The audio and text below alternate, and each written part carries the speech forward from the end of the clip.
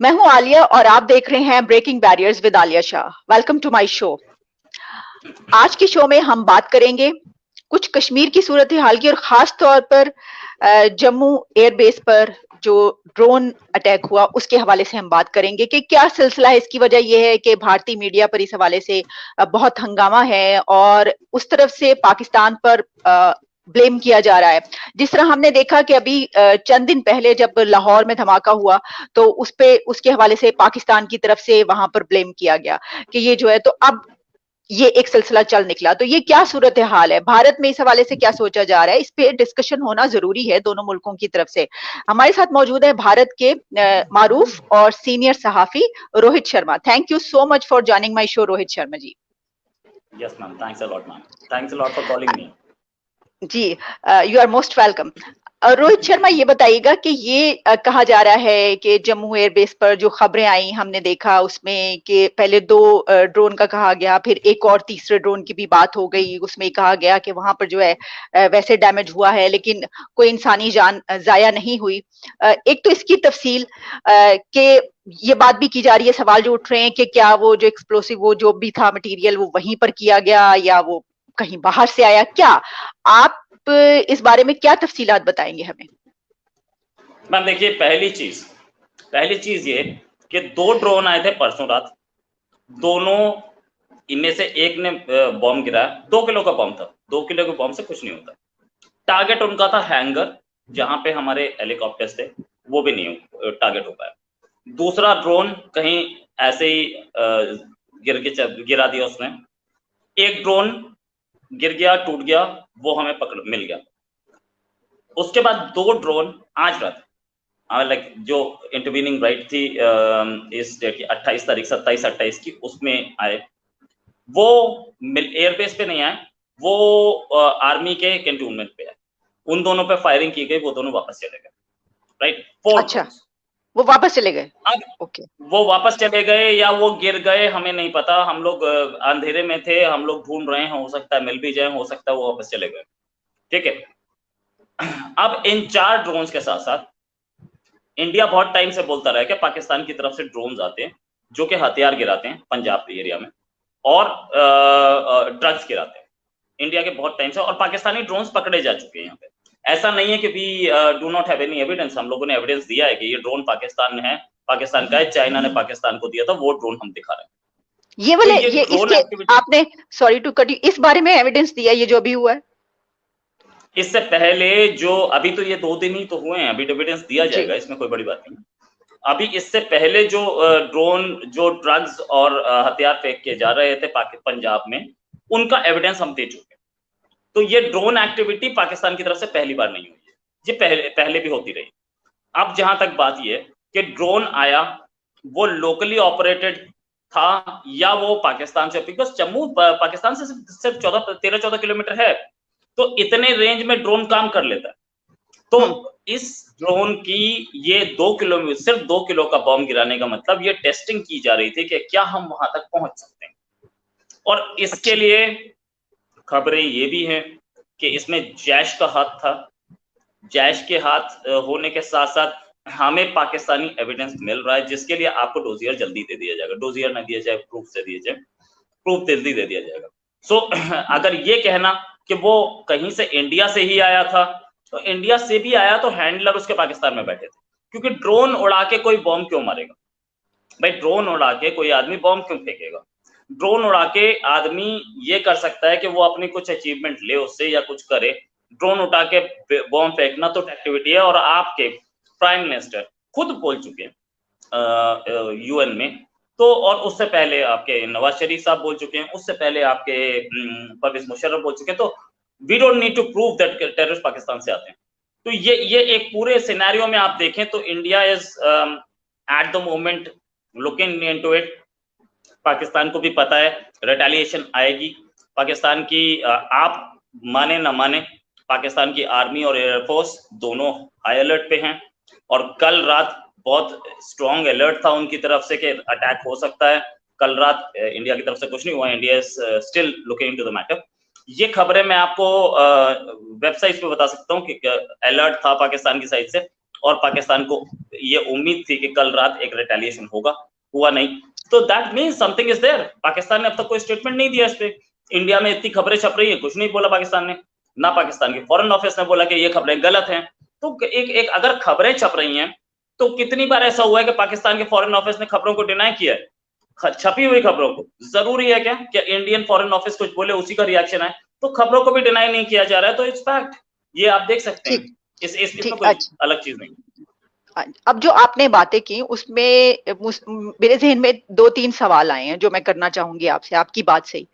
एक तो ये कि पाकिस्तान की तरफ से जवाब आया है, जो यहाँ पर जो छप रहा है, यहाँ पर जो पब्लिश हो रहा है, बल्कि आप मुख्तलिफ वेबसाइट्स पर जाकर भी, कि जो अस्करी जराए हैं उनका ये कहना है कि दरअसल ये भारत के अंदर से ही जो है ये किया गया, यानी ये कि आपके अपनी तरफ से उन्होंने जो जराए ने ये एक स्टैंड लिया, ये जो कहा है।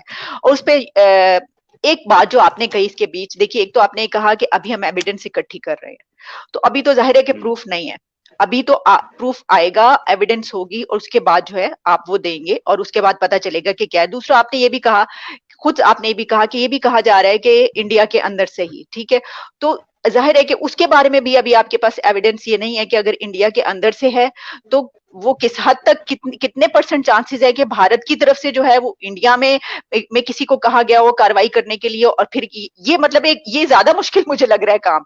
लेकिन ये सब चीजें, मेरा कहने का मकसद सिर्फ ये था रोहित शर्मा, कि हम शायद बहुत जल्दी इसके ऊपर कोई कदम उठा लेते हैं और हम कोई स्टैंड ले लेते हैं। तो आपको नहीं लग रहा कि ये बहुत जल्दी, इसकी वजह ये कि इस तरफ से ये कहा जा रहा है, जिस तरह आपको याद होगा 2 दिन पहले जो लाहौर में धमाका हुआ, उस पे जो है वो ये कहा गया कि भारत की तरफ से उसमें हाथ मुलव्वस है, पाकिस्तान की तरफ से ये कहा गया। तो उसके जवाब में जो है अब ये हुआ कि जी अगर, तो ये मतलब ये सब बातें मिक्सअप मैं इसलिए कर रही हूँ क्योंकि अब ये कहा जा रहा है कि इन तमाम वजूहात की बिना पर, कि एक तरफ यहाँ पे धमाका हुआ तो इस वजह से जो है उन्होंने ये स्टैंड लिया, अब ये वाला कदम उठाया ताकि उसको जो है वो किया जा सके, देखें हम क्या करें, ये तो खुद हमारे खिलाफ ये कर रहे हैं। तो यहाँ से जो है वो ये एक स्टैंड आ रहा है। अब आप बताइए इसके बारे में आप क्या कहेंगे? मैडम देखिए, सीधी सी बात है कि लाहौर में जो ब्लास्ट हुआ वो हाफिज सईद के घर के बाहर हुआ। हाफिज सईद वहां थे कि नहीं थे किसी को नहीं पता, बट द फैक्ट रिमेन्स कि हाफिज सईद के घर के बाहर हाफिज सईद के बेटे पे भी अटैक हुआ था और उसमें एलईटी के अपने रैंक्स पकड़े गए। ठीक है, तो हाफिज सईद पे कोई टारगेट होगा वो इंडिया ही करेगा, ये एजम्पशन है, राइट। अब जहां तक मैं बताता हूं कि ये इंडिया से, मैंने बोला अगर ये इंडिया से हुआ है तो वो इट्स नॉट क्लियर कि कहां से हुआ है, लेकिन चांसेस इस चीज के बहुत ज्यादा हैं। और ये चीज हमारी एजेंसीज बोल रही हैं कि ये पाकिस्तान से आया दिख रहा है। मैं आपको अभी बहुत ज्यादा डिटेल नहीं दे सकता, लेकिन असलियत ये है कि पाकिस्तान के उन पाकिस्तानी आर्मी के उन ऑफिसर्स के नाम है जिनको ये दिया गया था मिशन के ये ट्राई करना है। ठीक है, अब जहां तक बात ये कि ये अगर इंडिया के अंदर से भी हुआ तो ड्रोन कैसे आया टेररिस्ट के पास, ड्रोन कैसे आया और एक्सप्लोसिव कैसे आया? अब हमने ही ड्रोन भी दे दिया, ये भी बोल दीजिए।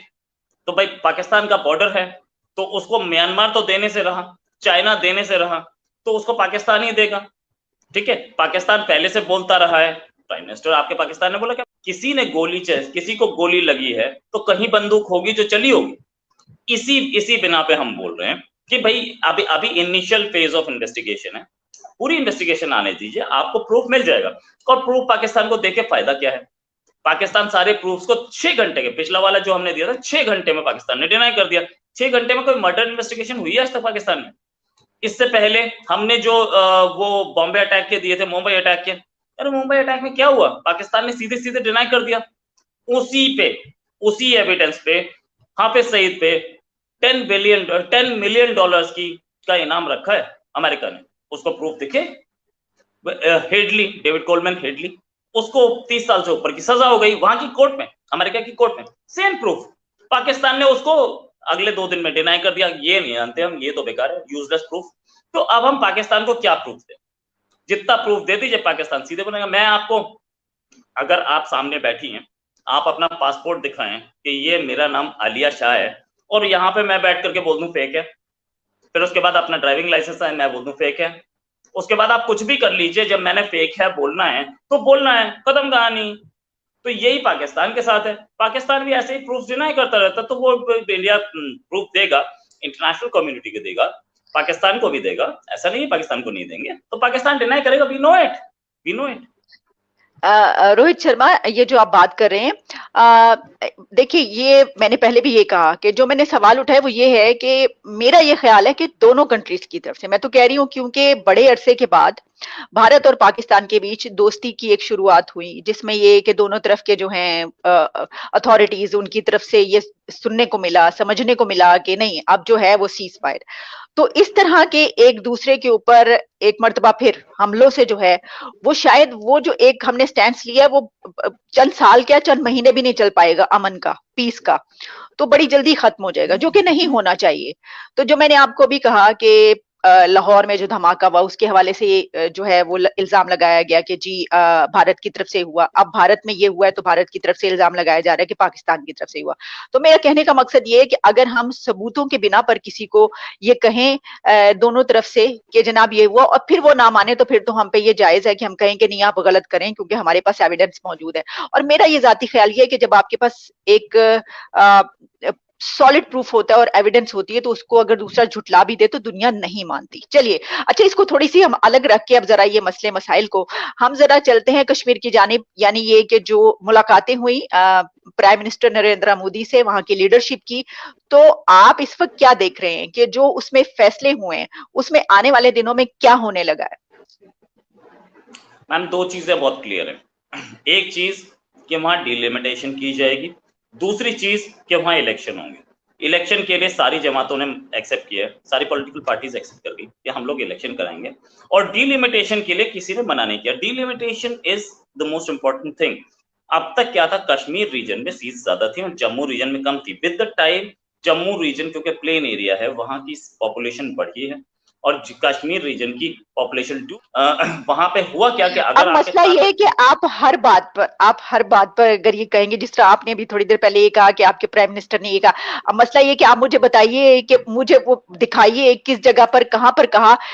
इस तरह तो मैं भी अगर इस तरह की चीजें कहना शुरू कर दूंगी तो वो फिर बात जो है वो एक और तरफ निकल जाएगी।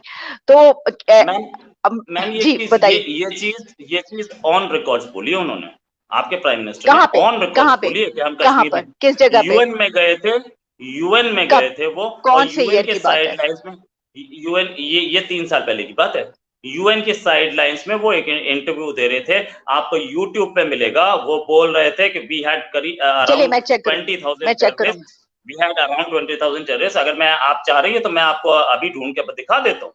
वो आपके प्राइम मिनिस्टर ने बोला था, we had around 20,000 terrorist, we were sending to Afghanistan और टू कश्मीर।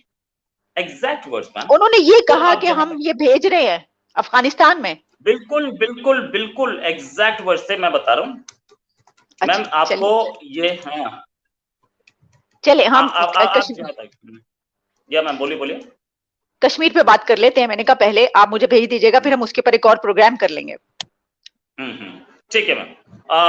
अब जहां तक बात आती है, मैं आपको ये बहुत क्लियर बता सकता हूं कि कश्मीर पे जो हो रहा था, कश्मीर पे जो करीब अगर एक आदमी के 4 बच्चे हैं उसमें से 2 टेरर में चले गए तो वो मरे गए, राइट। तो ऐसे कश्मीर की पॉपुलेशन ज्यादा नहीं बढ़ पाई है, ठीक है। अब आई सॉरी टू इंटरप्ट, मैं आपको बताना चाहूंगा ये 23 जुलाई 2019 की स्टेटमेंट है, जहां पे आपके प्राइम मिनिस्टर ने बोला था, Prime Minister of Pakistan on Tuesday made a startling revelation that his country still has around 30 to 40,000 militants who have been trained and fought in some parts of Kashmir and Afghanistan. ये date भी मैंने आपको दे दी। अब आगे बात करते हैं। Now Kashmir की पॉपुलेशन इसलिए नहीं बढ़ पाई क्योंकि कश्मीर के जो लोग थे वो पाकिस्तान स्पॉन्सर्ड टेरर में घुसे, और वहां पे अगर 4 बच्चों में से 2 मर गए और उसके आगे नेक्स्ट जनरेशन वो 2 ही बच्चों की फिर 4 हुई, तो वो इनफैक्ट वो 16 होने चाहिए थे 4 बच्चों के, वो 8 ही पे सिमट गए। तो ये एक प्रॉब्लम रही। और जम्मू क्योंकि एक प्लेन एरिया है, वहां की पॉपुलेशन अपने आप बढ़ी, तो जम्मू की पॉपुलेशन अब जो है वो कश्मीर के लगभग बराबर हो चुकी है। I am not taking it to Hindu Muslim arena, Hindu Muslim arena नहीं, क्योंकि जम्मू में बहुत सारे मुस्लिम डोमिनेटेड एरियाज हैं। It is the regional factor. Jammu की पॉपुलेशन बड़ी है, अब जम्मू और कश्मीर दोनों को लगभग बराबर सीट्स मिलनी चाहिए, पहली चीज। ट्राइबल लोग जो हैं दे आर ऑल मुस्लिम्स, तो उनकी रिजर्वेशन सीट्स जो हैं वो बढ़ेंगी, तो that will be reserve for tribals, वही लोग इलेक्शन लड़ पाएंगे उस सीट से। तो that will also create an impact on the polity of the state of Jammu and Kashmir, the union territory of Jammu and Kashmir. The region being के अब एक हम पॉलिटी में शिफ्ट देखेंगे कि लोगों को सपोर्ट मिलेगा, गरीब लोगों को सब बकरवाल एंड अदर्स, ये सारे के सारे का रिप्रेजेंटेशन बढ़ेगा, जम्मू रीजन का रिप्रेजेंटेशन बढ़ेगा। जम्मू में नो डाउट हिंदू मेजॉरिटी है, लेकिन कुछ जो एरियाज हैं वो मुस्लिम डोमिनेटेड हैं जम्मू के, तो Jammu will get more representation. And full statehood के लिए भी बात हुई, फुल स्टेटहुड जल्दी ही मिल सकती है, अभी union territory of Jammu and Kashmir है, assembly is gonna come in very soon. Okay, ठीक, आपने ये जो है ये तफसीलात हमें बताई। तो ये जो हम देख रहे हैं कि ये बात हुई थी कि जो कश्मीरी लीडर्स हैं, आपसे आखिरी सवाल ये पूछूंगी कि उनकी तरफ से बहुत सी बातों पर वो मुत्तफिक नहीं हुए थे, अग्री नहीं थे। जिस तरह के महबूबा मुफ्ती साहिबा ने बात की 370 के हवाले से, और भी उन्हें कुछ रिजर्वेशंस थी, तो आपको लगता है कि या तो वो इससे अग्री कर जाएंगे या फिर वो इस सिस्टम से निकल जाएंगे, या क्या सूरत हाल आपको नजर आ रही है? मैडम 370 जो थी वो इंडिया की कॉन्स्टिट्यूशन में लिखी थी, राइट? उस 370 को हटा दिया नरेंद्र मोदी ने, राइट? अब अगर एक नेक्स्ट असेंबली आती है, उसके पास राइट है, वो अपने आप को पास करे और फिर से 370 इंपोज कराए। तो नेक्स्ट असेंबली आए तो इफ दे वांट अ जमहूरियत here, let them fight and contest an election लड़ें, और इलेक्शन के बाद वो उसे पास करें, तो हम देख लेंगे, they have a right to do it।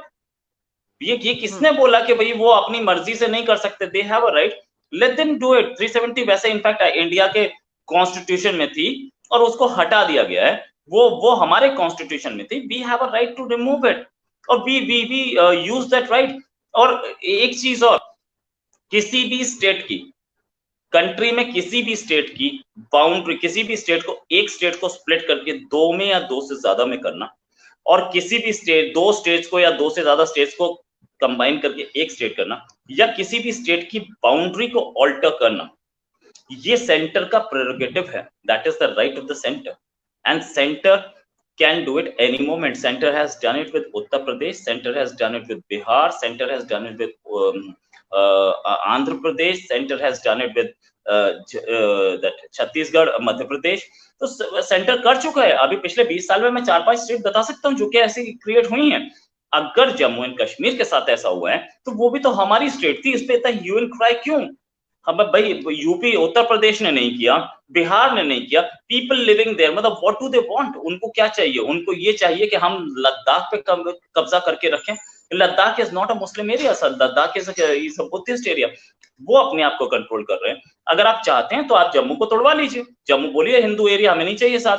तो आपने तो कश्मीर में जो टेररिज्म फैलाया इस्लाम के नाम पे फैलाया ना, आप तो ये वहां से सारे कश्मीरी हिंदू निकाल के भगा दिया आपने। तो यू वांटेड, भाई नहीं मारे गए थे, मैं डेट बता सकता हूँ जिस दिन वो भगाए गए थे सारे के सारे। मस्जिदों से अनाउंसमेंट हो रही थी कि अपनी लेडीज को यहाँ छोड़ दो, हम रहेंगे तुम्हारी लेडीज के साथ, निकाल चले जाओ नहीं तो गोली मार देंगे। This is a fact, written fact, documented evidence. UN बोल चुका है इसको, यूएन इसको एक्सेप्ट कर चुका है, इसको तो मैं नहीं बोल सकता।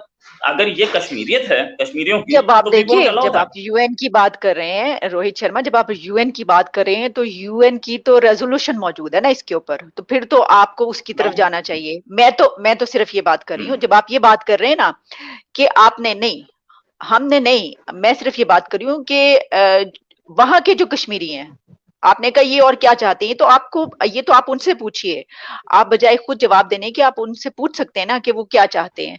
तो जिस तरीके से कि आपके प्राइम मिनिस्टर ने वहां के लोगों को बुलाया और पूछा उनसे। यही तो देखिए बेस्ट वे तो यही है ना कि वहां के लोगों को बुलाया जाए, उनसे पूछा जाए कि आप क्या चाहते हो। उसके बाद फिर जो भी एग्रीमेंट्स डिसएग्रीमेंट्स वो तो बाद में होती है ना, कि उनके मुताबिक आपने करना है, उसको क्या चेंज करना है क्या नहीं करना, किस हद तक माननी है किस हद तक नहीं माननी, ये सारा वो है।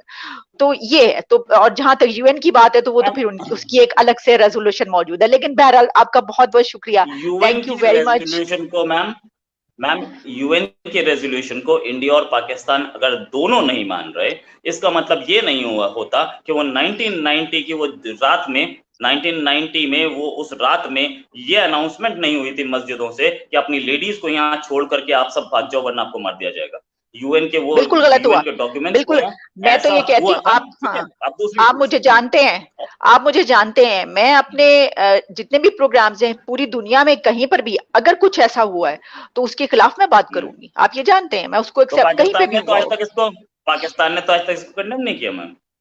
नहीं आई देखिए, मैंने एम सॉरी टू मैंने से। मैं आपको ये बात बता रही हूँ कि ये मसला जो है वो जिस तरीके से आप बयान करें वो इतना इतना सादा तो नहीं है। आप जो बात मैंने कहा कि अगर ऐसा हुआ है तो इसको हर एक को कंडेम करना चाहिए, लेकिन अभी हम क्योंकि वो बात करें कि उससे तो बहुत आगे निकल आए ना, अब तो उनकी भी सेटलमेंट की बात हो रही है कि आया उनको सेटल किया जाएगा या नहीं, इसका भी फैसला होना है।